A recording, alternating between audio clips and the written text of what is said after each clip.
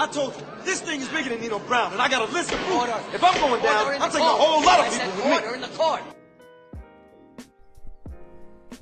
Nino Brown Boxing, I'm back in the building. Shout out to the LDBC. Don't forget to hit that like button and subscribe. Finished with my workout, but man, PBC has got me extremely excited because from September 28th, you got Errol Spence versus Shawn Porter, a very important unification bout. And then in December, we got the rematch, Julian versus my guy, Jarret Hurd, and then potentially on the undercard, the rematch of Tony Harrison and Jermell Charlo. Now, this shit got me hyped. I mean, we're talking what? Basically, that's October, September 28th. So October, November, December. And the span, because the Hurd fight is December 14th. In a span of like slightly less than 3 months, we're gonna have 3 extremely important championship fights. 2 of them are unifications. 2 of those fights are rematches.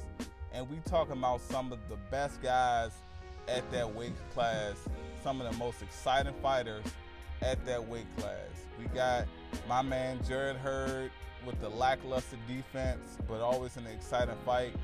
We got the Jermell Charlo, extremely aggressive, always hunting his opponent. We have the Shawn Porter, Mr. Headbutt Football, extremely athletic, stay aggressive. You know, we got Tony Harrison that, I'm not even gonna lie, I'm not even trying to be funny. When he's knocked out, that shit is extremely exciting to me. So, Errol Spence Jr., the extremely versatile welterweight, dominant force, unstoppable, seems to be unstoppable at 147. Man, I'm extremely excited. All I can do is say thank you, PBC. Thank you, Al Heyman. It's been a while in boxing where in that short amount of time, slightly under 3 months, we're gonna get 3 exciting fights, all championship caliber. And all of those fights, everyone has been a champion at some point in their career. And it's just crazy to me. It's extremely entertaining, and I just can't wait for it. I mean, right now, I'm more on the optimistic side for the simple fact that I'm not really focused on the fights that we're not getting. I'm extremely focusing on the fights that we have in front of our face at the moment, and for me, it's a big deal. So I just wanted to say shout out to the PBC. I can't wait for this opportunity. But once again, the fact that Terrence Crawford may be fighting on the same date as Julian J-Rock Williams, Jarret Hurd, Jermell Charlo, and Tony Harrison, that shit is ridiculous, man. But hey, man, it is what it is. Whatever happens, happens. All I know is, y'all know my picks. Y'all know I'm going to go rock with my man Jarret Hurd all day, every day. The hometown guy, extremely exciting fighter. That's my pick for that fight. I got Hurd getting his belts back.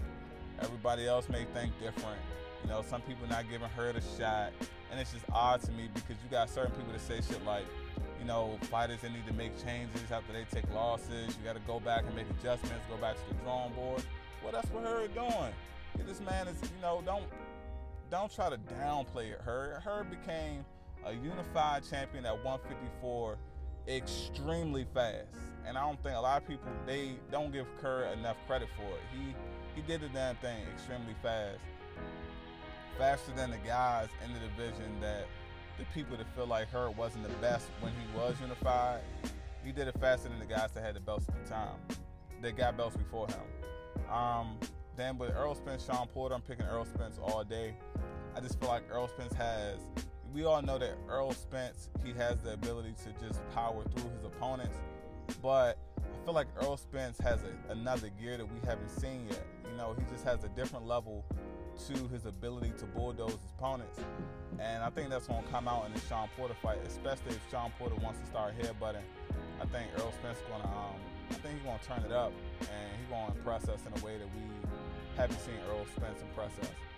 When it comes to Tony Harrison and the Jamel Charlo rematch, I think Tony Harrison, he's just one of those fighters where I don't think he's more talented than Jamel, but I think just stylistically he has Jamel's number. A lot of people want to disagree. A lot of people going to say, you think Jamel's going to stop him? Does Jamel have the ability to stop him? Absolutely. Hell yeah, he can stop Tony Harrison. Tony Harrison got a suspect chin, but Tony Harrison also has the ability to make his opponent miss. And we all seen he made Jamel miss and he made him pay. And I feel like it's just going to be a repeat in this fight. I don't see anything in Jamel Charlo's makeup at this point in time, especially when he's extremely emotional, that he can do to change this shit. I don't see what he can do. And the fact that he's so pissed off at Tony Harrison, he's gonna go in there and he's gonna try to destroy this guy, and that's gonna be to his detriment. And Terrence Crawford against Mean Machine. Should that fight happen the same day? Obviously, I'm picking Terrence Crawford. I'm one of those people that feel that I respect Terrence Crawford's resume. I feel like I'm understanding to the fact that you can't control who's in your weight class. You can't control the competition that you're facing if you're fighting championship fights. I don't think it's fair for Terrence Crawford to be criticized for that. But at the same time, certain moves Terrence Crawford has made, and if he makes them in the future, that's on Terrence Crawford. When it comes to welterweight, I feel like it's clear that Top Rank isn't the place to be. And if he re-signs with Top Rank, but he consistently say he wants to hold these fights, I mean, I can't really take what he says seriously. But at the same time, I can't take away the fact that his first fight at the welterweight division was against a bigger guy, Jeff Horn. Some people don't like to give Jeff Horn credit, but to me, Jeff Horn beat Manny Pacquiao. Manny Pacquiao for the it'll just beat Keith Thurman.